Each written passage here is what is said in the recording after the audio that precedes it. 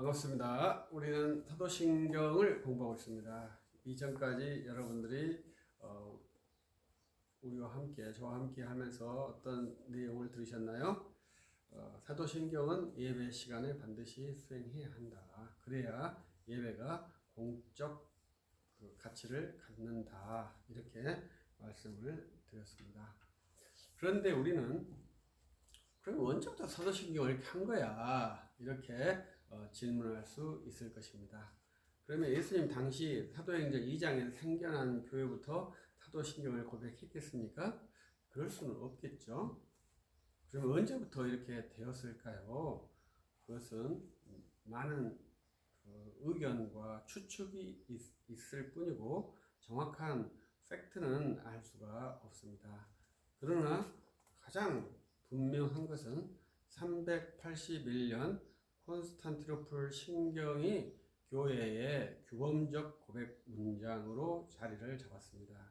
그래서 교회의 규범적 고백 문장은 381년 콘스탄티노플 신경이라고 보아야 합니다. 그래서 저는 WCC 운동을 좋아하지 않습니다. 그러나 그 WCC가 총회가 모였을 때 공적 고백 문장을 할 때는 사도신경이 아닌 381년 콘스탄티노플 신경으로 수행하고 있습니다. 그래서 우리가 교회의 공적 고백의 최초의 규범적 형태는 381년 콘스탄티노플 신경이다. 이것이 정확한 가치고요. 그러면 왜 우리는 콘스탄티노플 신경을 하지 않고 사도신경을 하는가? 그것은 우리가 앞에서 반복해서 말씀드리고 있습니다만 서방교회의 전통을 따르기 때문에 그렇습니다. 서방교회에서 현재 사도신경의 구체적인 모습은 언제 확정되었을까요? 그것도 잘 알지 못합니다만 7, 8세기경에 확정되었다. 이렇게 하고 11세기에 서방교회에서 사도신경을 공적 고백 문장으로 세웠다. 이렇게 이해할 수 있습니다. 그래서 사도신경의 문장이 확정된 것은 공적으로 확정된 것은 약 11세기 정도로 봐야 합니다. 그리고 이것이 가장 왕성하게 활동되었던 것은 16세기 종교개혁이 세워지면서 루터나 칼빈이 사도신경의 복음으로 교회를 다시 구현하면서 사도신경이 우리 유럽 중심의 교회에 확고하게 자리를 잡았고 우리는 그 전통이 있기 때문에 우리 한국교회도 사도신경이 매우 중요하게 자리를 잡고 있습니다. 그래서 두 개의 문서, 사도신경과 콘스탄티노플 신경 두 개의 문서가 있다. 이렇게 아시면 좋겠습니다. 우리가 예배 시간에 고백할 수 있는 문장은 두 개, 사도신경과 콘스탄티노플 신경이다. 이렇게 이해했으면 좋겠고요. 우리 한국교회는 콘스탄티노플 신경에 대한 이해가 상대적으로 적습니다. 그래서 이런 것들을 우리들이 좀 명료하게 이해한다면 교회를 이해하는 데는 상당히 좋지 않겠냐 이렇게 생각을 합니다.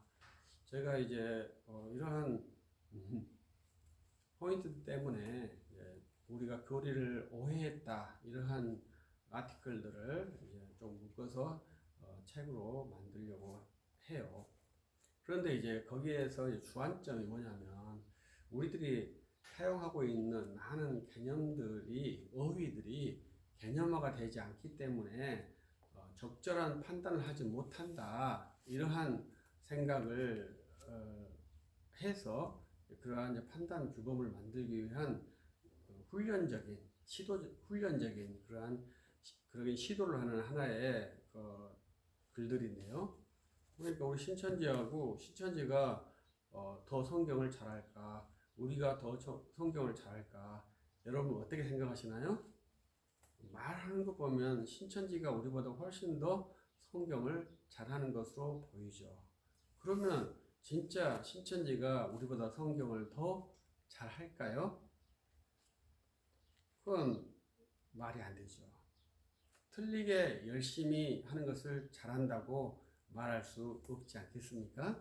우리가 교수가 시험지를 냈는데 10장을 썼는데 교수가 마음에 드는 문장이 하나도 없을 뿐만 아니라 또 교수가 싫어하는 문장으로 10장을 썼다면 교수가 그 시험지에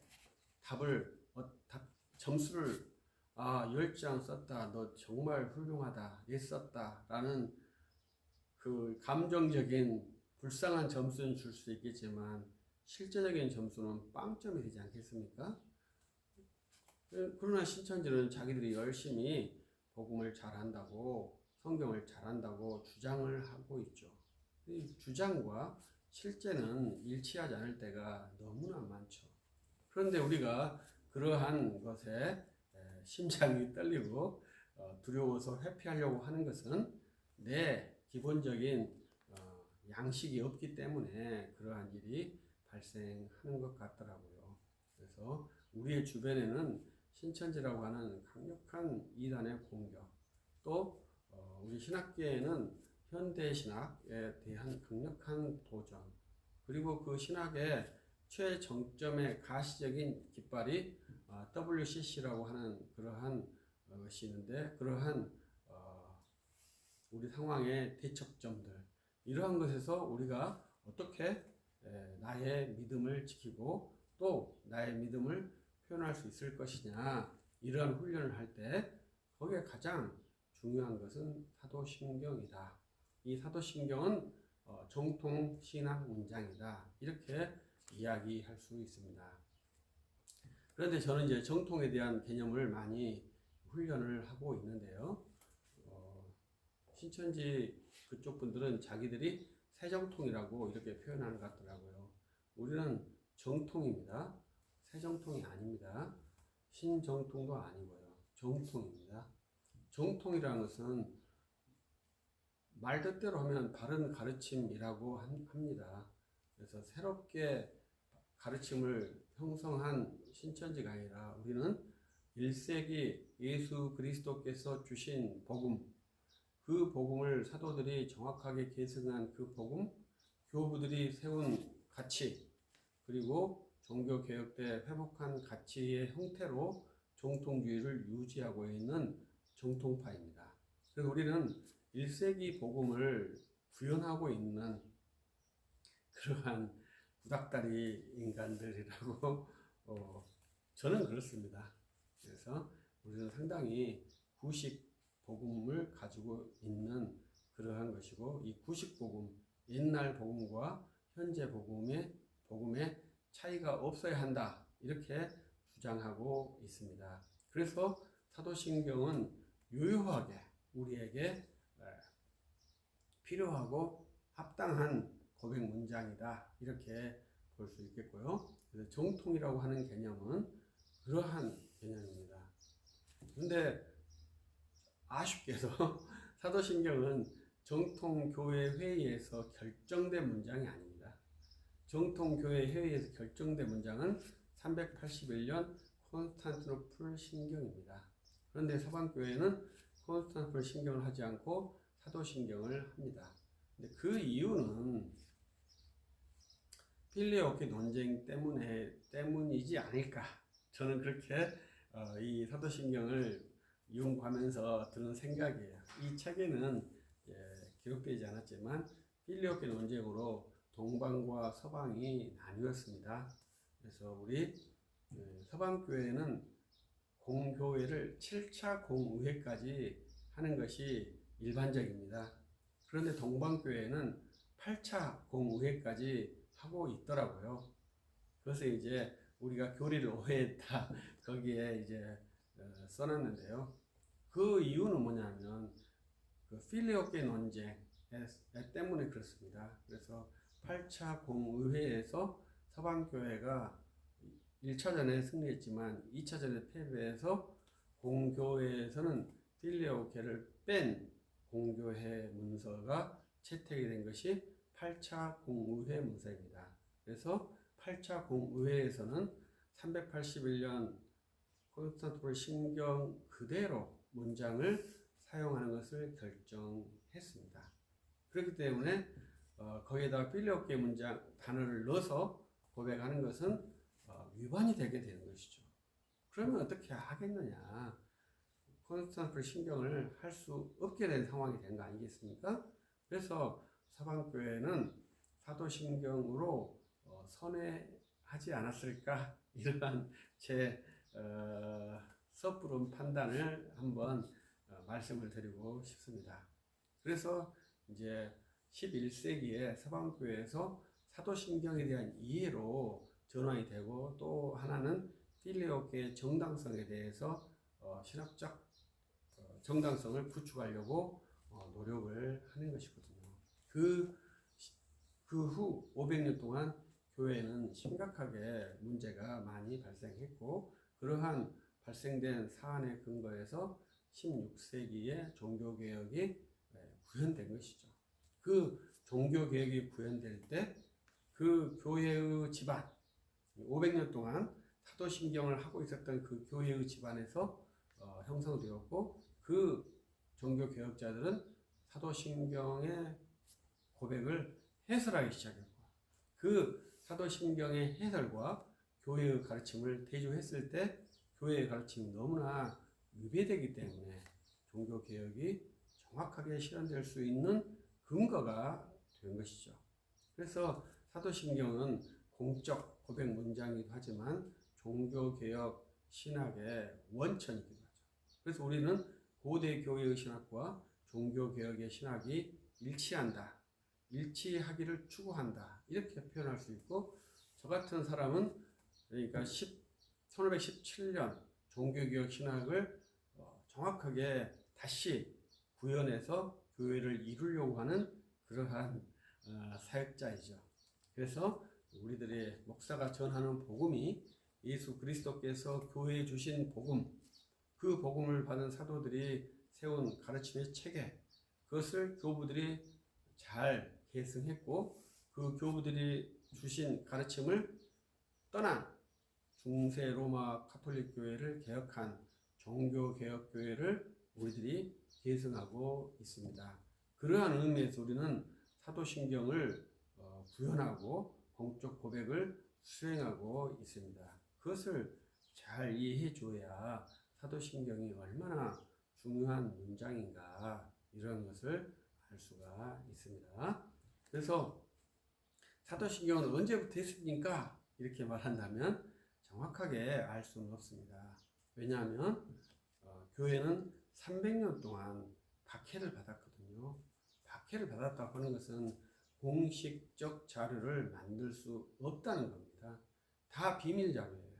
그렇기 때문에 AD 1세기부터 AD 4세기까지 300년 기간의 교회의 문서에 신빙성을 두지 않고 신빙성이 약한 그러한 상태로 봐야 합니다. 그러나 이제 300년 이후, 313년 이후 교회의 문서는 이제 안전하게 보관할 수 있는 문서가 됐기 때문에 그때부터는 공적 문서라는 것이 가능해요. 그리고 325년에는 국가에서 교회의 회의를 개최했기 때문에 국가적인 문서의 가치를 갖고 있는 것이 니케아 신경이고, 381년 콘스탄티노플 신경이고 그렇습니다. 그러나 사도신경은 그러한 국가적 가치를 갖고 있지 않는 문서예요. 그냥 교회가 전통적으로 수행해 왔던 그러한 문서이고, 381년 이전에도 교회에서는 공적 고백 문장이 있었습니다.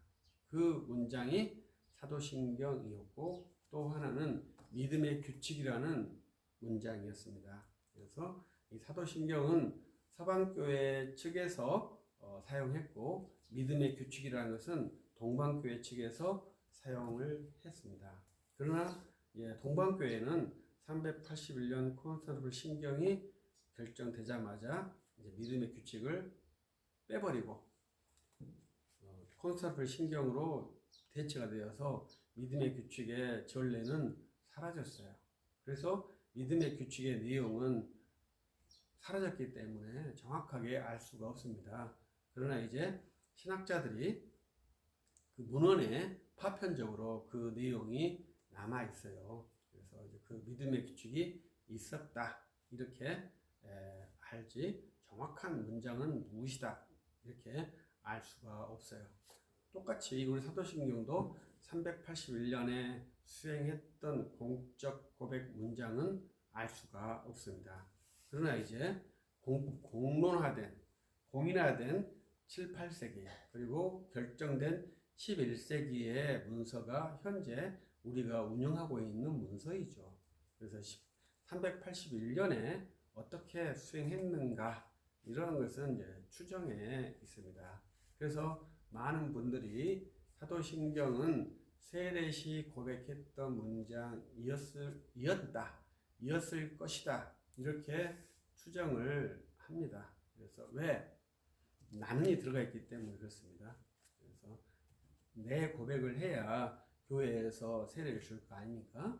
그래서 이제 거기에 내가 들어가 있기 때문에 공적 예배의 고백이 아니라 세례 때 내 고백을 했던 문장이었을 것이다.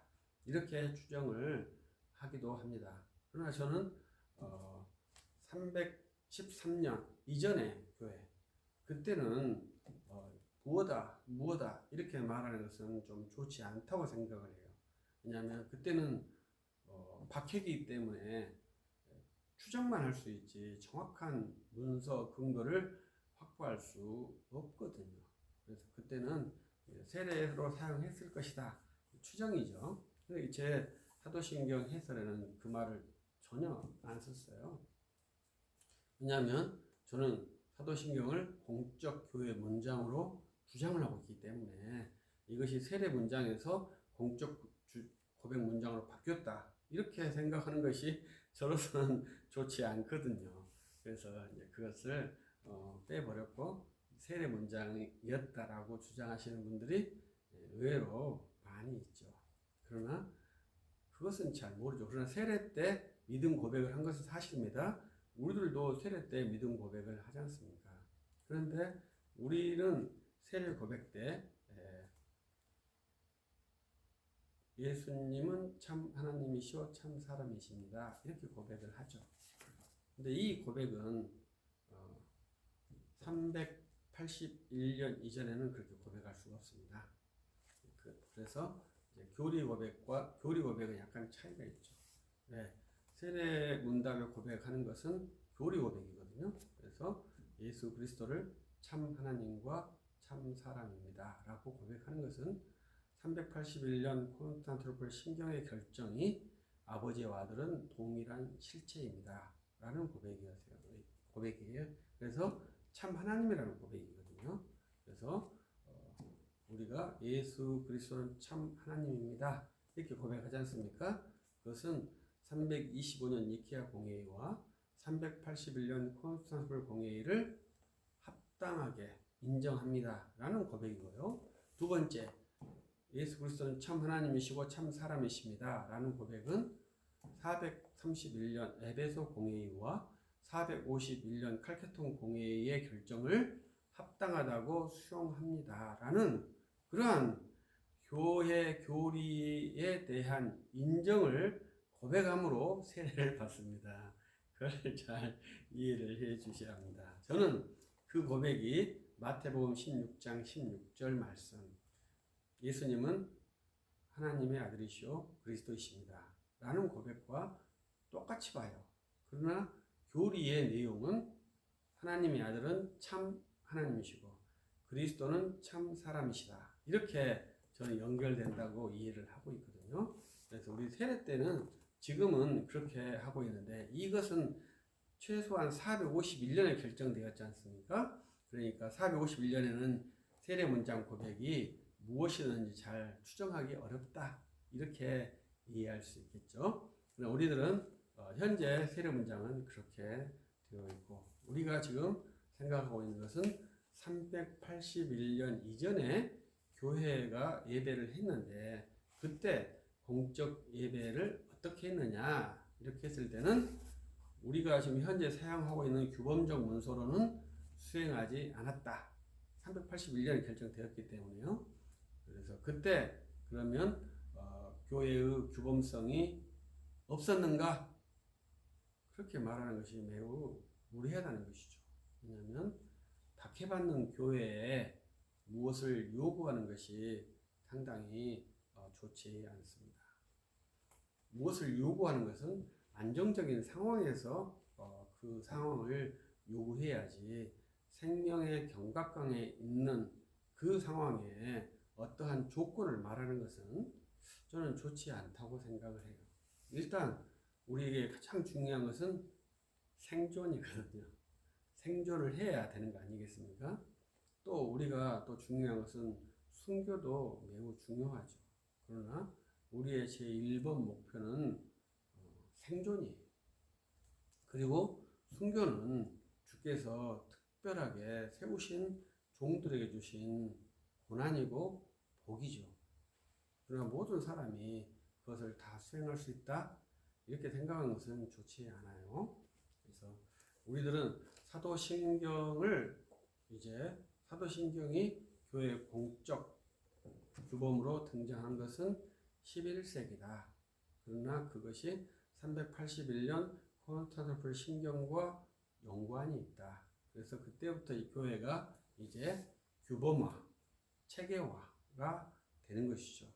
그 이전에는 원래 예배를 했으니까요. 이러한 내용들을 한번 보시고, 또 앞에서 말씀드렸듯이 우리 종교개혁은 사도신경, 십계명, 주기도문 이 세 개의 문서가 신학적 원천으로 제가 느껴져요. 그래서 루터는 실존적으로 이신칭의를 말했다고 하죠. 그래서 그가 실존적으로 교회의 가르침, 면죄부 판매에 대해서 불합리한 것을 파악했고, 그 불합리한 것에 대해서 교회에 질문을 했죠. 그것을 이제 우리가 95개조 반박문이라고 하는데, 교회에 질문한 거죠. 이것은 원리에 맞지 않는 것 같은데, 교황이 그리스도보다 크냐? 이러한 질문을 한 거죠. 그에 대해서 면죄부를 팔고 있는 교회는 루터에게 대답하지 않고 루터를 박해하기 시작한 거죠. 그래서 결국은 루터가 그로부터 한 5년 후에 이단으로 정죄가 돼요. 그 루터의 정죄가 아직 풀리지 않았다고 봐요. 우리는 사후 이단 해제를 별로 안 좋아하거든요. 그러나 이제 천주교는 그게 가능하지 않습니까? 사후에도 그렇게 가능하기 때문에 할 수 있을 것인데 하고 있지는 않은 것 같아요. 그래서 루터가 이단으로 정죄된 이후 모든 개혁교회는 어떻게 보면 루터의 우산 아래 있다, 이렇게 볼 수 있죠. 왜냐하면 그렇든 그렇지 않든 로마 가톨릭 그 사회에서 발생한 사안이기 때문에 그렇죠. 사례가 국가가 다르더라도 그 당시 유럽을 교황청이 지배한 재정 일치 사회였기 때문에 그렇습니다. 그래서 루터의 역할은 간단한 유치가 아니에요. 루터가 면죄부를 거부했고, 또 이제 1518년에 하이델베르그 논제를 통해서 정확하게 십자가 신학을 구현하고 율법에 대해서 내용을 구현하면서 종교개혁 신학을 구체화시키고, 마지막에 이제 노예 의지론, 그리고 슈말칼텐 믿음 조항을 통해서 자기의 믿음의 구체적인 형태를 구현하게 되죠. 그래서 이러한 내용들은 이제 개혁교회의 아주 중요한 원천적인 구조를 루터에게서 가질 수가 있습니다. 그래서 이것을 여기서 가장 중요한 것은 성경에 대한 재배열이 발생한 겁니다. 면죄부 판매나 죽은 자를 위한 기도, 성자의 통공, 성자 숭배, 이러한 것들을 중세 로마 가톨릭 교회가 수행했고 지금도 수행하고 있지 않습니까? 근데 이러한 것들을 루터가 개혁을 한 것이죠. 그래서 그 개혁을 하기 위해서 가장 원천적인 성경의 재구성이 필요했다고 봐야 되죠. 그래서 우리는 성경을 66권으로 보는 그러한 전례를 갖고 있습니다. 성경 66권은 루터와 칼빈에 의해서 형성된 개혁신학의 정경 이해예요. 그래서 제가 신천지 아저씨들이 성경 66권이라고 말하면서 세정통이라고 말하는 것은 좀 이해가 납득이 되지 않는다. 이렇게 말씀을 한 것이고요. 미국에 있는 몰몬교나 안식교나 이러한 사람들은 자기들이 만든 새로운 계시를 첨가한 사람들이죠. 그래서 천주교의 다른 형태죠. 천주교는 외경이라고 하는 그 경전을 갖고 있고 66권이에요. 그다음에 안식교나 또 몰몬교는 이제 이 66권의 플러스 알파를 자기 나름대로 갖고 있는 그러한 정경의 범위를 갖고 있답니다. 그래서 우리들은 성경 66권의 정경을 갖고 있는데 이것은 종교개혁 신학의 가치예요. 이 성경 66권의 범위에 딱 맞는 것이 사도신경이죠. 근데 우리들이 이제 뒤에 또 나오겠습니다만은 천주교와 우리의 큰 이해 차이점이 사도신경에서 성도의 교통입니다.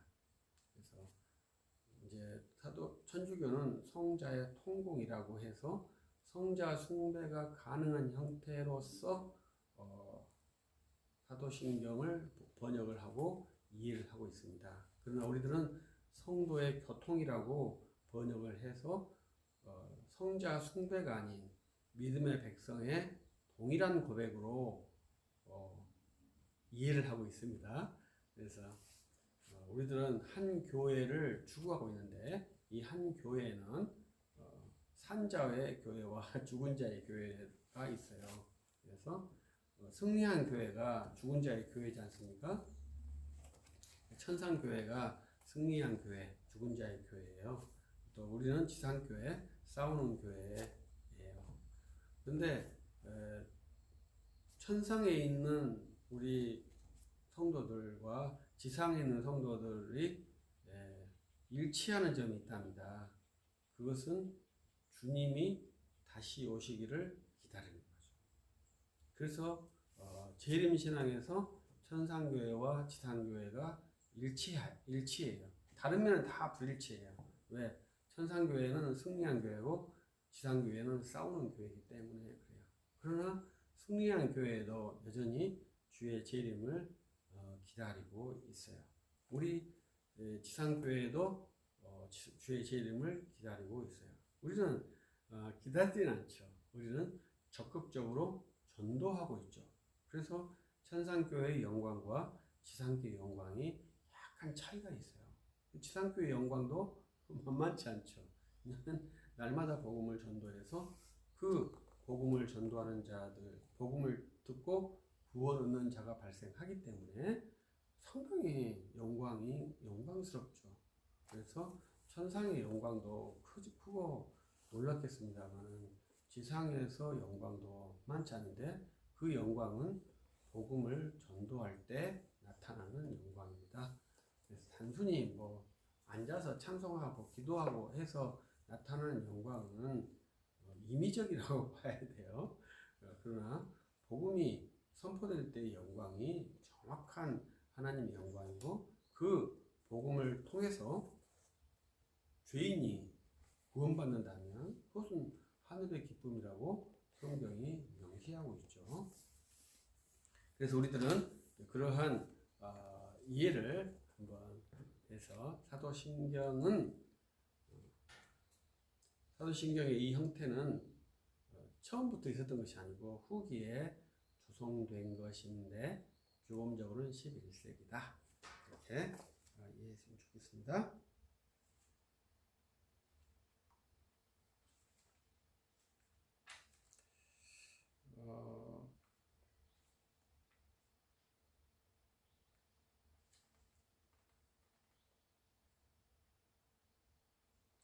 그리고 이제 하나의 에피소드는 사도신경은 12개의 항목이랍니다. 그래서 천주교에서는 12사도가 한 구절씩 고백해서 만들어졌다. 사도의 고백이다. 그래서 사도신경이다. 이렇게 말을 만들었습니다. 그러나 이제 뭐 재밌게 한 구성이라고 봐야 되겠죠. 그러나 이제 과도하게 의미를 부여하는 것은 좋지 않죠. 12개의 항목으로 사도신경은 구성되어 있습니다. 그리고 사도신경은 믿는다는 단어가 일반적으로는 2개 들어가 있습니다. 우리 번역에서는 4개를 넣어서 번역을 했습니다. 이 번역 믿는다는 단어는 상당히 중요합니다.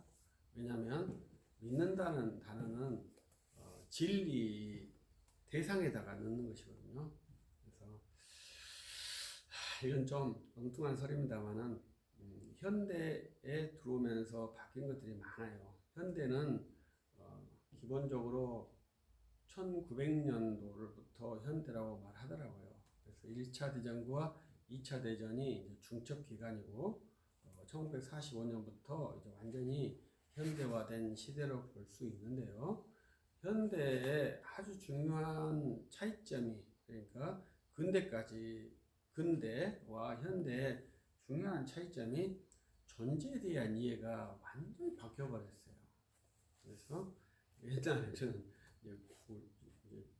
오늘 여기 오기 전에 공부한 것인데 고전 물리학이라 해서 고전 물리학은 있다 없다 이렇게 말을 했는데 현대 물리학에서는 있는 것도 아니고 없는 것도 아닌 그런 중간 상태가 가능해 버렸어요. 있는 것도 있고 아닌 것도 아닌, 없는 것도 아닌 그러한 존재 개념이 현대 논리학에서 가능하게 되었기 때문에 아주 어렵습니다. 그러면 어떻게 할 것인가? 이렇게 보면 저는 여전히 고전 물리학적 사유체계에 있지 않는가 이러한 생각을 해봐요. 그래서 하나님께서 어떻게 존재하시는가 이러한 것은 결코 가볍지 않습니다. 그러나 우리는 하나님께서는 불변하시다. 내가 인식하는 것과 인식하지 않는 것과의 관계없이 하나님은 불변하시고 하나님은 절대적이시다. 이렇게 저는 말씀을 드리고 싶어요. 그런데 현대 신학에서는 내가 인식하지 않는 하나님은 나에게 의미가 없다. 이렇게 말을 해요. 그러니까 상당히 이해가 되죠. 내가 알지 못하는데 그 알지 못하는 하나님이 내게 무슨 의미가 있어? 이렇게 말하면 굉장히 실존적이고 정확하고 거짓말을 하지 않는 것처럼 느껴지지 않습니까? 그러나 우리는 내가 느껴서 하나님과 교감하는 것, 이것보다 더 중요한 것은 하나님이 불변하게 존재하신다는 그런 확정적 진리 체계거든요. 이러한 진리 체계가 있느냐? 그래서 내가 어떻게 보면 하나님을 느끼지 못한 것이 송구하고 불충한 것으로 이해를 해야지. 내가 내 중심으로 내가 느꼈을 때 하나님을 인지했기 때문에 하나님이 인지 계시구나. 땡큐 이렇게 하고 내가 인지 못하면 땡큐를 못하니까 감사를 못할 거 아닙니까? 인지 못했으니까. 그럼 내 마음대로 사는 것 이것이다. 이렇게 이해하는 것이 정당할까요? 저는 불변하신 무소부재하신 전능하신 하나님을 내가 인지하지 않고 있는 것이 좀 죄스러운데 그것을 저는 현대 신학자들이 말하는 것을 이해는 합니다. 왜냐하면 제가 이렇게 말을 해도 일상생활에서 하나님을 인지하고 살지는 않거든요. 그렇기 때문에 그들의 말이 심정적으로는 동의가 되지만 실제적으로는 부당하죠. 그래서 제가 가끔 예를 들어요. 우리들의 공기에 산소가 몇 프로 있는 줄 아시나요? 한 24% 정도 있다는 거예요. 그러면 우리는 산소를 먹고 살지 않습니까? 질소가 많은데 우리는 질소를 먹으면 죽어요. 질소가 이렇게 압력에 되면 안 돼요. 질소는 아주 좀 우리 삶을 윤택하게 하지만 우리를 위험하게 만드는 요소인 것 같아요. 식물에서나 공기 중에서 이 질소가 상당히 위험합니다. 그래서 잠수부들은 그 질소 포화도 때문에 상당히 감압 장치를 쓰고 막 그러거든요. 이게 질소예요. 그런데 그 좋은 산소를 하나님께서 24%만 공기 중에 넣어 놓으셨습니다. 왜 그랬을까요? 근데 바다의 소금물은 3에서 4% 정도 농도인데, 그리고 파도 물결이 쳐서 바닷물은 큰 조수지지 않습니까? 그러면 썩어야 되는데 그 바다가 썩지 않아요. 염도 때문에 그런다 하거든요. 이제 파도도 되고 태풍도 작용도 하고 있습니다만은 기본적인 염도 때문에 그래요. 하나님께서 왜 그렇게 만드셨을까요? 그건 참 이해할 수는 없죠. 그러나 우리들이 산소가 고도화되면 두 가지 문제점이 발생된다고 합니다. 그것은 첫 번째는 자연 발화가 너무 쉽게 된다고 합니다. 우리나라는 좀 미안한 표현입니다만 그 실수 발화로 산불이 난대요. 그러나 미국은 자연 발화로 산불이 난대요. 우리는 자연 발화 산불을 잘 알지 못합니다. 그러나 자연 발화로 산불이 날 확률이 의외로 많다는 거죠. 그러나 산소 포화도가 높아지면 이 자연 발화가 가능성이 훨씬 증가해서 생태계가 존재하지 않을 수 있다는 거죠. 산소 포화도 때문에. 그리고 또 산소 포화도가 더 증가된다. 그러면 우리 사람이 호흡할 의지를 상실한다는 거예요. 죽는다는 것이죠. 참 그것은 아이러니한 것이죠. 그래서 우리들이 삶을 보면서 하나님의 구조 속에서 진리와 비진리의 문제를 볼 때 왜 이렇습니까? 이렇게 말할 때 그렇지 않는다면 크리스찬들도 그 구조에서는 생존할 수 없다는 것이 물리학적인 것이고 우리 역사에서도 그렇게 증거가 된 것 같아요. 우리 교회의 신앙을 가장 많이 해친 시대는 언제겠습니까? 중세 천년이라고 봐야죠. 가장 기독교의 영광이 컸던 시대에 가장 기독교를 해치는 산물들이 많이 배출이 되었고 그 개혁교회 후에도 그 기독교 사회인 유럽에서 가장 교회의 치명적인 이론들이 배출이 되었고 그 배출된 이론이 지금까지 유효하게 적용되고 있습니다. 그 독소를 빼낼 수가 없어요. 그 독이 계속 증가하고 있어요. 그래서 우리들은 그 독의 제거를 추구할 수 없고요. 오직 복음을 전도하는 것 외에는 다른 방법이 있지 않는 것 같아요. 근데 가끔 그 독을 제거하려고 하는 무브먼트들이 세계에서 나타나는데 그러한 것이 이제 부흥운동이라고 말할 수 있습니다. 그러나 그 부흥운동은 독을 제거시키는 것이 아니라 독을 더 증진시켰다고 봐야 돼요. 그래서 우리들이 세속화는 시계를 거꾸로 돌릴 수 없다. 이러한 표현을 저는 해요. 그래서 우리들이 사회를 거꾸로 돌려가지고 사회를 정화시키려고 하는 시도를 나쁘지는 않죠.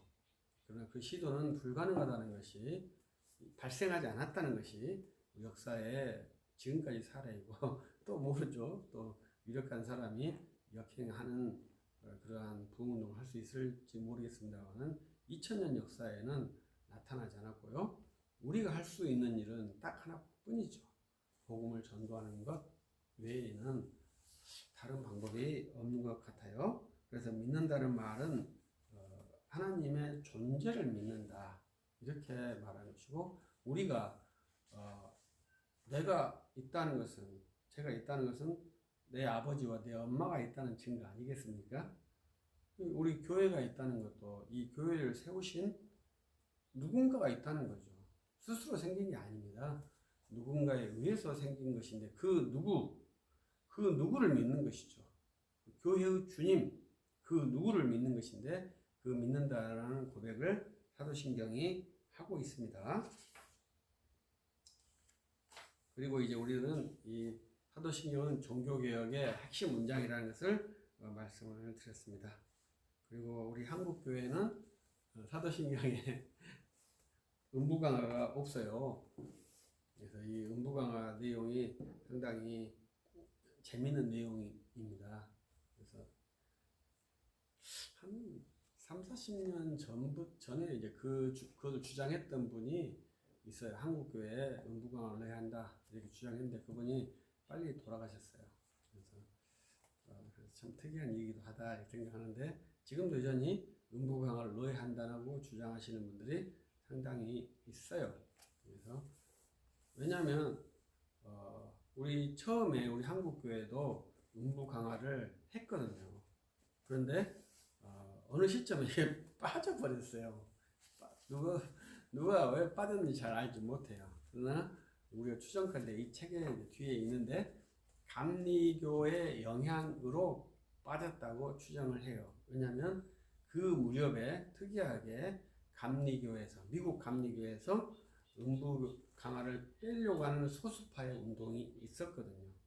잠시 있다가 사라졌는데 그 운동이 한국 감리교 선교사들에게 들어왔을 것이고 그 감리교 선교사와 장로교 선교사가 함께 연합하는 활동을 했거든요. 우리 한국교의 전통은 찬송가에 주기도문, 사도신경, 십계명을 같이 붙여넣는 것이 그때부터 전통이었습니다. 그래서 처음 장로교 선교사들로만 만들어진 사도신경에는 찬송가에는 음부강화가 있는 사도신경이었어요. 그런데 이 둘이 연합했을 때 그 사도신경에는 음부강화가 빠진 것으로 선교사님들이 진행했고 그 전통을 그 후로 다시 장갑이 분리됐거든요. 그러면 장로교 선교사님들이 분리됐으니까 이제 음부강화를 넣자 이렇게 하지 않으시고 바로 그것을 그대로 쭉 사용함으로써 100년 넘게 한국교회는 음부강화가 없는 고백으로 유지를 하고 있습니다. 최근에 이제 고신교단에서 사도신경을 번역했어요. 교단 인준 번역, 그 다음에 대한성소공회 번역, 구번역, 이 세 개가 한국교회에 있는 것이죠. 우리 개신교회는 우리 합동교단은 옛날 번역을 사용하고 있고 통합 측 감리교는 새 번역을 사용하고 있고 고신교단은 자기들이 번역한 번역과 옛날 구번역을 또 새 번역까지 모르겠습니다만 그 번역을 사용하도록 했어요. 우리 합동 측은 아직까지는 옛날 번역을 사용하고 있습니다. 새 번역이 좋을까요? 구 번역이 좋을까요? 그건 저는 큰 의미를 찾지 못해요. 다만 이제 나는이라고 하는 주어를 앞에다가 넣는 것이 차이점이죠. 우리는 전능하사 천지를 창조하신 하나님 아버지를 내가 뒤에 있지 않습니까? 뒤와 앞뒤의 차이인데 원래 주어는 가장 앞에 있는 것이 정상적이죠. 그러나 우리 한국어 문장에서는 상당히 그것이 위치가 유동적이에요. 서양에는 반드시 앞에 중요한 문장이 서거든요. 그래서 그렇게 하기 위해서는 이제 가주어를 쓰는 방식으로 문장의 순서를 바꾸거든요. 그래서 반드시 주어가 앞에 있어야 돼요. 그런데 그렇게 한다면 이제 크레도니까 나는 믿습니다 이렇게 되는 거잖아요. 그런데 크레도라는 단어는 나는 믿습니다라는 두 개의 주어와 동사를 함께 갖고 있는 거잖아요. 크레도는 믿는다는 말이 앞에 있는 거예요. 내가 믿는다가 아니라 믿습니다.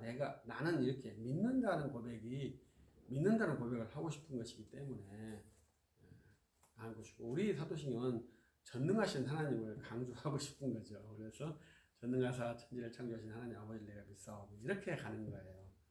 그래서 이러한 차이점을 갖고 있고, 그 음부 강화가 우리 한국 교회의 사도신경에는 이제 빠져 있는 전통을 가지고 있죠.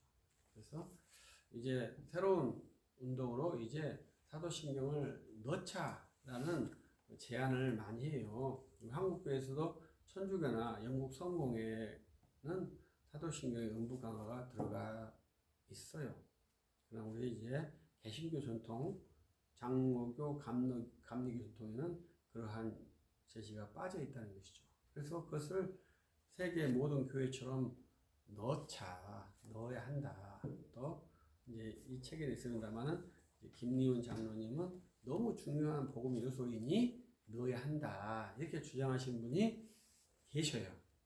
그러나 저는 전통도 상당히 중요하게 생각하기 때문에 우리들이 100년 넘게 이것을 유지해 왔기 때문에 이것을 바꾸지 않는 것도 나쁘지 않다. 이렇게 생각을 하는 것이죠. 그래서 우리 한국교회에 음부 강화가 없기 때문에 있는 좋은 현상들이 많이 있어요. 그것은 우리 한국교회가 죽은 자를 위한 기도를 하지 않고 있고 성자 숭배를 하지 않고 있고 그래요. 그래서 그것이 상당히 좀 엄격한 면을 가지고 있는 사람들도 많아요. 이것은 교회에 성자 숭배라는 이콘이라고 하는 것이 있습니다. 그래서 이콘 숭배를 우리 교회가 결정을 했거든요. 이건 서방교회와 동방교회의 차이점이 없어요. 7차 공의회의 결정이에요. 그러나 7차 공의회에도 1차에서는 성상 숭배를 거부했거든요.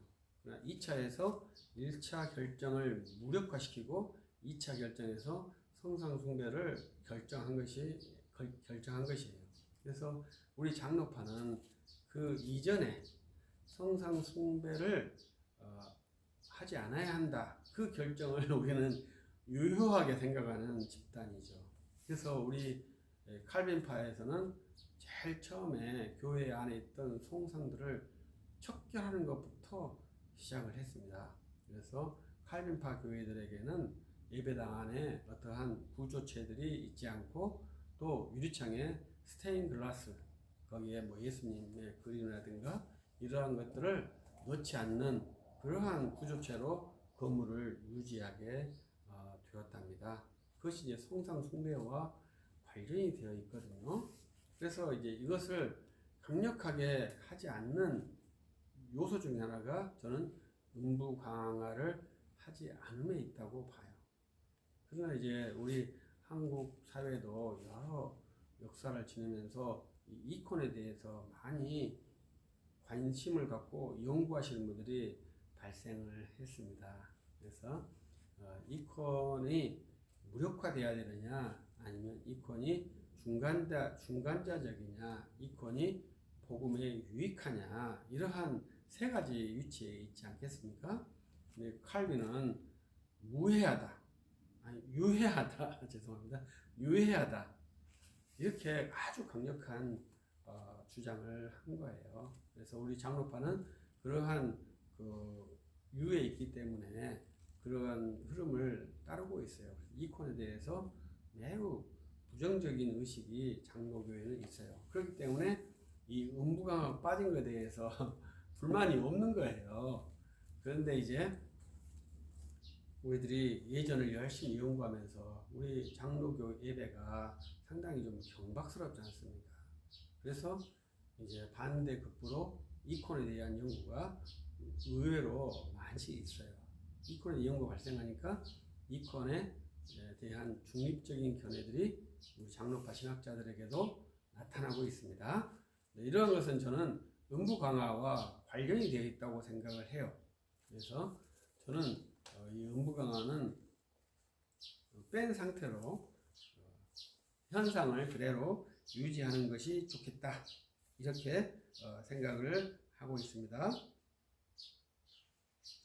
그리고 이 사도신경을 하면 이제 많은 사람들이 그거 그냥 의미 없이 하는 거 왜 의미 없이 예배 시간에 그걸 하는 거야? 안 해도 되지 않겠어? 이렇게 주장을 하죠. 그것은 이제 의미 없이 하는 사람들이 문제 아니겠습니까? 반드시 거기에다가 의미를 넣어야 한다고 말씀을 드리잖아요. 우리가 교회의 공적 예배 필수 사항이기 때문에 그 필수 사항이 계속 반복될 때 매너리즘에 빠져가지고 의미 없이 그것을 습관적으로 하는 그러한 행동 양상이 나타날 수 있죠. 그러나 그 규범에 문제가 있는 것이 아니라 그 규범을 지키는 사람에게 문제가 있는 거지 않습니까? 사람에게 문제가 있기 때문에 규범을 바꾸면 안 되잖아요. 그 규범에 맞게 사람이 규범에 순응해야죠. 근데 모든 사람이 그 규범 의미가 없어. 너무 단조롭고 너무 매너리즘이고 의미 없이 읊조리기만 하는 것 같아. 마치 주문 같아. 이렇게 말하기 때문에 그런 현상이 있기 때문에 이것을 바꿔도 되겠다라고 주장하는 것은 규범을 안 지키는 사람이 문제인데 그 사람의 행태 때문에 규범을 바꾸는 전과 후의 맥락이 전도된 그런 아주 부당한 사례가 되지 않겠습니까? 그래서 사도신경을 고백할 때는 반드시 그 의미에 대해서 명료한 자기 인식을 갖고 고백을 해야 합니다. 그리고 거기에 아멘을 하지 않습니까? 아멘이라고 하는 것은 신적인 권위의 말이에요. 매우 무섭고 매우 엄중한 말이 아멘이에요. 우리는 세례분답에서 아멘이라고 하지 않고 예라고 한답니다. 당신은 예수 그리스도를 믿느냐? 예라고 한답니다. 아멘이라고 하지 않아요. 그래서 어떤 분들은 아멘이라고 해라 이렇게 하기도 하시는데 우리 예배 모금 교범에는 예로 대답하게 되어 있습니다. 아멘으로 대답하도록 안 되어 있어요. 그러나 사도신경에는 반드시 아멘이라고 마지막에 종집을 찍잖아요. 아멘이라고 종집을 찍는 게 많지 않아요. 그래서 그만큼 엄중한 문서입니다. 그렇기 때문에 매우 중요하고 우리는 세례문답을 받을 때 사도신경 암송을 테스트하기도 합니다. 그만큼 중요한 것인데요. 그것을 마치 예배 시간에 암송하기 위해서 그것을 암송시키는 것으로 오해하시는 분들이 계시는 것 같아요. 사도신경을 암송하는 것은 우리 믿음의 필수 고백이기 때문에 암송하는 것입니다. 예배 시간에 눈 감고 나도 따라서 암송하기 위해서 암송하는 것은 아닙니다. 그래서 저는 사도신경을 읽기를 바라요. 암송하는 것을 원하지 않습니다. 저도 사도신경을 암송하지 않고 낭독을 합니다. 암송과 낭독의 차이는 너무나 확연한 차이가 있어요. 낭독을 하는 것은 교회에 주신 공적 고백을 내가 순응해서 수행하는 거예요. 암송하는 것은 내가 암송한 것을 밝히는 거예요. 그렇기 때문에 행위 자체가 완전히 차이가 있습니다. 그래서 저는 이 사도신경은 교회에 주신 공적 고백 문장으로 생각하기 때문에 낭독을 해드립니다. 그래서 아멘으로 화답하게 합니다. 그래서 우리 모두가 다 이 사도신경이 매우 중요한 문장이기 때문에 암송을 해야죠. 이 사도신경이 암송을 해서 어떠한 신비한 영적 현상이 나타날 수도 있기도 하겠죠. 그러나 그러한 용도로 사용하는 것은 매우 부당합니다. 사도신경은 공적 고백 문장이고 내가 위급할 때 내 믿음을 고백할 수 있는 문장도 되긴 하죠. 그러나 그것을 어떤 주술적 퇴치 용도로 사용하는 것은 매우 부당하죠. 그러나 많은 종교들은 천주교도 마찬가지고 다 주문이 있고 주문을 좀 안 좋게 좀 더 말하면 공적 기도문이라 하거든요. 문장이 딱 정해져 있어요. 그걸 덜덜덜덜덜 읽어요. 그러한 기도를 우리 스코틀랜드 개혁파 교회, 장로파 교회는 매우 금지를 했습니다. 그래서 읽는 기도를 금지를 한 것이 우리 스코틀랜드 교회의 전례 중 하나입니다. 그런데 이제 마지막으로 이제 그러면 이제 스코틀랜드 그러면 우리 대표기도 하시는 분들이 가끔 써서 읽으신 분들이 있잖아요. 그건 잘못된 것일까요? 그렇지 않죠. 그것은 이제 공적 예배의 기도자로서 실수를 하지 않기 위한 최소한의 배려라고 봐야 되죠. 그래서 그 써서 읽는 것도 나쁘지 않죠. 써서 읽지 않고 실수하는 것이 매우 그것이 좀 잘못된 거잖아요. 그러니까 공적 예배에서 기도문을 써 와서 읽고 들어가는 모습은 그렇게 나쁘다고 평가하는 것은 좋지 않죠. 그러나 좀 더 준비했다면 써 가지고 온 것을 거의 암송해 가지고 하는 것이 좀 더 준비된 기도라고 볼 수는 있겠죠. 그러나 사도신경을 암송해서 예배의 공공성을 밝힌다. 이것은 좋지 못하고 읽는 것이 매우 좋겠다라고 생각을 하죠. 그리고 우리들이 국가 의식을 보면 조금 더 이해하기 쉽다고 봐요. 국기에 대한 맹세는 우리 학교 다닐 때 다 외웠습니다만 그것을 정확할 때는 녹음된 레코딩된 것을 틀어주잖아요. 그것은 이제 뭐 웅장한 소리 때문에 그러겠습니다만 그것을 그 인도자가 암송하는 것이 적합하지 않기 때문에 저는 그렇다고 생각을 해요. 그래서 우리들이 사도신경에 대한 이해를 어떻게 할 것이냐 하는 것이 매우 중요하고 이 문장을 고백하게 되면 반드시 영적 유익이 있어야 해요. 그것은 고백하는 12가지 요소들이 이제 설교와 함께 이렇게 유기체적으로 연관이 되어야 하거든요. 그래서 사도신경을 고백하는 것이거든요. 목사가 사도신경 내용을 해설하는 게 아니지 않습니까? 설교는 성경을 강의하는 거잖아요. 그러나 그 성경 강의에서 이 사도신경 내용과 유기적으로 연관이 돼야 되는데 어떻게 연관이 되는가 이것을 파악하는 것이 이제 놀라운 은혜의 요소라고 봐야 되겠죠. 그러나 사도신경은 사도신경대로 설교는 설교대로 따라 논다. 그러면 이제 좀 그 예배 문제가 있지 않겠습니까? 그러니까 성도들도 사도신경을 형식적으로 하고 그럼 설교는 의미적으로 들을 수 있을까요? 그것도 형식적으로 듣는 거죠.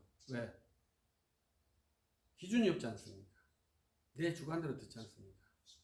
이 사도신경은 규범적이기도 하고 우리의 기준적이기도 합니다. 그래서 이 기준인 사도신경과 광범위한 성경 66권의 설교하는 이 설교와 유기적인 연동성이 있어야 하고 그것이 선명하게 나타나느냐 아니면 암시로 나타나느냐 이러한 문제이지 반드시 사도신경의 내용과 연관이 돼야 되고 그 범주 안에 있어야 하기 때문에 이 사도신경은 영적 유익과 영적 안전으로서 매우 필요한 문장이죠.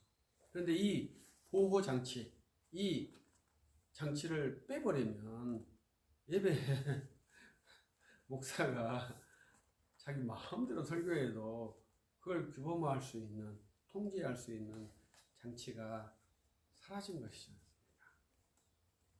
그래서 우리는 사도신경 그리고 장로교는 웨스트민스터 신앙 고백서 이걸 가지고 목사의 설교를 규범화할 수 있는 그러한 영적인 안정장치, 영적인 유익이 있는 그러한 문장이 사도신경입니다.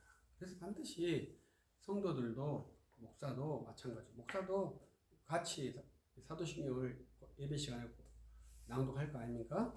그러면 목사도 나는 이 사도신경에 근거해서 목사가 된 사역자고 이 사도신경에 입각한 복음의 내용을 준수하고 이 복음을 선포하겠다고 하는 명시적인 고백이고 성도들도 그렇게 해야 한다고 명시적으로 이해하는 고백이 사도신경이 되겠죠. 그래서 상호 규약을 하는 거예요.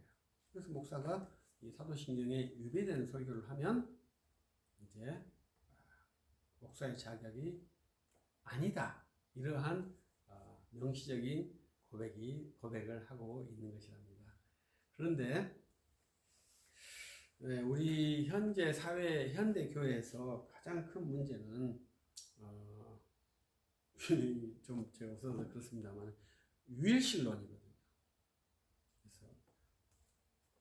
그래서 이제 우리는 삼위일체 하나님입니다. 사도신경은 삼위일체 하나님에 대해서 명시적으로 드러나고 있지 않아요. 그러나 정통교회에서는 그 고백이 명시적으로 드러나죠. 그것이 이제 약간의 차이점인데, 그걸 역산해서 이제 사도신경을 보면 사도신경도 삼위일체의 정확한 고백을 하고 있는데요. 그것은 크레도, 믿는다는 것이 아버지와 아들에게 함께 묶여 있습니다. 그래서 아버지를 믿습니다. 우리는 아버지를 믿습니다. 아들을 믿습니다. 이렇게 두 번 고백을 하는 것이 문제라고 말씀을 드리지 않습니까? 그러나 영어에서는 아버지를 믿음과 아들 믿음이 한 문장으로 결쳐져 있어 아버지와 아들을 함께 믿는다, 한 믿음이다, 이렇게 특이하게 만들어져 있다 이거죠. 325년 이전에. 그때부터 이미 우리 교회는 아버지와 아들을 믿는 그러한 고백을 하고 있었다는 것이죠. 예수를 믿는다는 말을 그렇게 가볍게 할 수 있는 것이 아닙니다. 왜? 우리는 하나님만 믿기 때문에 그렇습니다. 그러면 아버지도 믿고 아들도 믿고 어떻게 하겠습니까? 이것을 이 두 개의 부조화를 해결하는 것이 지금 삼위일체 신앙에 있는 거예요. 그래서 이 삼위일체 신앙은 아버지도 믿고 아들도 믿고 성령도 믿는데, 이 세 하나님의 세 믿음이 아니라 한 믿음이다 라는 건데, 그 고백이 우리는 그렇게 반드시 말을 해야 되지만 영어 사도신경에는 그 고백을 할 필요가 없어요. 왜? 동사가 하나 걸렸기 때문에 그래요. 그래서 아버지와 아들 믿음이 한 믿음으로 걸려 있어요. 그리고 성령과 교회의 믿음을 또 한 믿음으로 걸쳐놓은 것이 사도신경의 특징이고, 381년 콘스탄스 신경에는 전체 문장을 크레도라고 하는 이 단어에, 크레디무스라고 하는 단어에 다 걸쳐놓은 것이 콘스탄스 신경의 또 특징입니다. 그래서 본래는 이 믿는다는 단어 하나에 전체 문장을 다 걸어야 한 믿음의 체계에 부합되죠. 이 복잡한 문장을 고백하는데 영적 유익이 없겠습니까? 근데 천주교도 믿는다는 말을 우리보다 더 많이 넣어놨거든요. 근데 그 믿는다는 말이 많이 들어가면 이제 안 좋다고 그랬잖아요. 그래서 지금은 삼위일체 하나님보다 유일한 하나님을 믿는 그러한 체계가 의외로 성행하고 있습니다. 참 여러분들이 이해하기 어려울 수 있잖아요. 그런데 미국의 하버드 대학을 생각하시면 좀 잘 이해할 수 있지 않겠냐 생각이 들어요.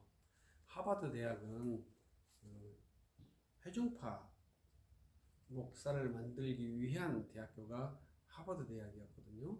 그런데 그 하버드 대학교가 원래 회중파 대학이었단 말입니다.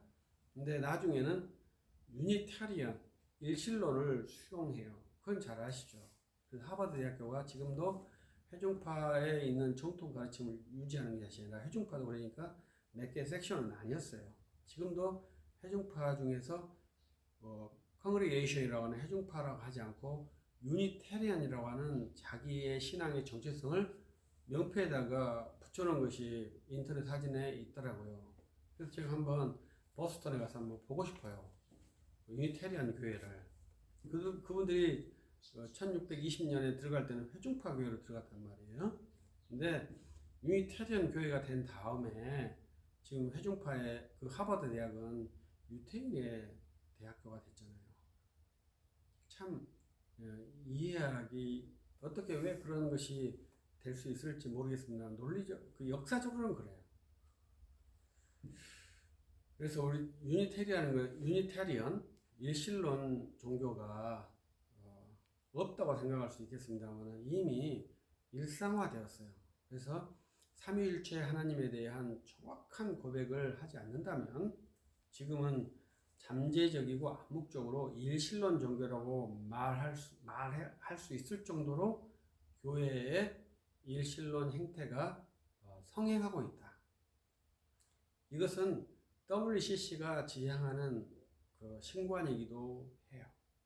그래서 우리들에게 중요한 표징이 WCC인데 이 WCC의 중요한 표제는 일신론 체계입니다. 그러나 우리 정통파 교회는 삼위일체 신관을 갖고 있죠. 그래서 신관이 명료하게 충돌돼요. 그것을 잘 이해하고 사도신경을 할 때 우리는 아버지를 믿고 아들을 믿는다 이렇게 말하니까 그 믿음 체계로는 삼위일체 신앙을 이해하기는 구축하기는 고백 자체로요 쉽지 않아요. 그러나 우리들은 우리 한국의 문법 체계를 잘 이해하고 사도신경을 잘 이해하고 우리 문법 체계상 그렇게 할 수밖에 없는 한계적 상황이 있지 않습니까? 그렇기 때문에 이 문법대로 그대로 계속 반복하게 되면 삼위일체 신앙을 만들기 어렵다 이 말이죠. 그러나 우리의 신앙은 삼위일체 신앙 이해하기 때문에 이 문법 체계를 극복할 수 있는 그러한 훈련을 계속 해줘야 돼요. 그러면 이제 우리가 삼위일체 신앙에 굳건하게 설 수 있기 때문에 매우 유익하죠. 삼위일체 하나님 믿는 것이 보통 유익한 게 아닙니다. 그것은 주님의 말씀처럼 천하에 누구도 허물 수 없는 지식이에요. 그렇기 때문에 그 지식이 매우 중요하죠. 창세 이후로 지금까지 변함없는 지식이 삼위일체 하나님에 대한 지식이에요. 그 지식을 갖고 있으면 얼마나 좋겠습니까? 일신론은 그것도 올해부터 있었지만 세르베투스 때부터 활성화된 지식이에요. 그래도 이제 일신론자들은 자기가 세르베투스주의라고 말하지 못하고 최소한 소시니안주의라고 말합니다. 소시니안 다음에 유니테리안이 나오거든요. 그 소시니안의 바로 선생이 세르베투스거든요. 근데 특이하게 소시니안주의라고 말을 해도 세르베투스주의라고는 말하지 않더라고요. 그것도 이해할 수 없는 것이죠. 많은 사람들은 펠라기우스처럼 하면서 자기를 펠라기우스주의라고 말하지 않고 어거스틴주의라고 말을 해요. 그것도 이해 안 하죠. 자기가 펠라기우스주의면 펠라기우스주의라고 말하면 되고 어거스틴주의라고 하면 어거스틴주의라고 말하면 되죠. 그런데 펠라기우스처럼 행동하면서 자기 입으로는 어거스틴주의라고 말을 해요. 그것이 고전 물리학에서는 불가능했다는 것이죠. 그러나 현대 정신 세계에서는 가능하고 성행하고 있다는 것이죠. 그게 아주 큰 문제점이죠. 그것이 현대 의식 체계에서는 좀 자연스럽게 돼버렸어요. 그래서 저는 가끔 그것을 양자역학 같다고, 양자역학이 그게 가능하거든요. 고전 물리학과 현대 물리학의 차이점이 양자역학이 있어서 그 양자역학 때문에 고전 논리학과 현대 논리학의 차이점이 발생해요. 그래서 그것이 신학에도 그대로 와가지고 나는 펠라기우스주의 행동하면서 말은 어거스틴주의라고 말하고 알미니안처럼 활동하면서 나는 칼빈주의라고 말하고 이렇게 하는 형태가 우리 사회에서는 너무 비일비재합니다. 그래서 그것을 옛날에는 왜 저 비양심적으로 할까 이렇게 궁금했는데 시대 정신이 그렇더라고요. 그래서 그렇게 해도 지금 옛날에는 그렇게 하면은 양심에 걸려가지고 못했는데 지금은 그것이 시대정신이 부합하기 때문에 시대정신에서는 진리거든요. 그래서 그러한 행동이 너무나 자연스럽고 합당하게 일어나고 있습니다. 그걸 좋아하신다면 뭐 어쩔 수는 없겠습니다만은 저는 그러한 표현은 부당하다고 생각하거든요. 지금도 저는 내가 알미니안주의면 알미니안주의, 칼빈주의면 칼빈주의 이렇게 정확하게 자기 선을 말해야지 나는 알미니안주의인데 나는 칼빈주의야 이렇게 말하는 것을 저는 아직까지는 그것이 우리 시대 정신이라 하지만 나는 회중파지만 나는 장로주의야 나는 장로주지만 회중파가 최고 신학이야. 뭐 이렇게 말하는 것을 수용한 그 전혀 양심에 봤을 때 이상하지 않는 어휘 체계로 들리는데 저는 그것이 이상하다는 것이죠. 아직까지 저는 고전적 진리 체계에 있나 봐요. 그래서 이러한 것들을 우리들이 잘 이해하면서 신학을 믿음 생활을 해야 한다. 그래서 지금은 유튜브 미디어 혁명에 이어서 AI 혁명으로 맞지 않습니까? 그러면 그 현대 논리학의 정서가 지금은 더 빠르게 확산이 될 것 같아요. 근데 AI도 저도 쭉 훈련하면 고대 논리학으로 말하기도 하지만 이 AI도 현대 논리학으로 말할 때가 의외로 많아요. 그만큼 현대 논리학은 쉽게 판단할 수가 없습니다. 그래서 우리들이 깊게 자기를 생각하고 자기를 밝히는 훈련을 함으로 매우 그 훈련이 중요하고 또 다른 사람이 자기를 표현할 거 아닙니까? 그럼 그 표현을 내가 어떻게 수용할 것인가? 이것도 매우 중요한 인격 훈련 중에 하나이고 우리 영 분별의 중요한 훈련 중에 하나이죠. 그 가장 중요한 핵심 문장이 사도신경 그리고 콘스탄티노플 신경입니다. 우리 기독교의 가장 기본이죠. 저는 325년 이케아 신경도 동일한 가치로 보고 있는 사람이에요. 325년 이케아 신경을 중요하게 생각하죠. 올해가 2025년, 1700년 되었다고 합니다. 325년 이케아 공회의 1700년 주간을 합니다. 그래서 이러한 것들도 한번 참고적으로 이해해보고 이것을 우리 교회가 공적 문장으로 고백하지 않는 것은 381년 콘스탄티노플 신경을 최종적인 합의체로 보기 때문에 325년 이케아 신경을 공적 예배에서는 수행하지는 않아요. 그러나 그 고백이 가장 저는 전투적이고 가장 무서운 고백이라고 생각해요. 그 고백이 아직까지 저는 유효하다, 유효하게 적용되어야 한다 이렇게 생각을 하고 있습니다. 여러분들이 우리에게 준 사도신경에 대해서 우리가 깊게 생각하면서 이 사도신경은 우리가 고대 교회로 가게 하는 키예요. 이걸만 가지고 있으면 우리가 고대 교회 문서들도 이걸 근거해서 모두 다 핸들링할 수 있어요. 그래서 이것이 매우 중요한 문서이다 라고 생각하시고 예배에서는 공적 고백 문장으로 유효하니 열심히 또 합당하게 고백함으로 믿음의 확증이 있는 영적 유익이 있을 것이라 있어야 한다 라고 말씀을 드립니다. 여기까지 하겠습니다. 기도할게요.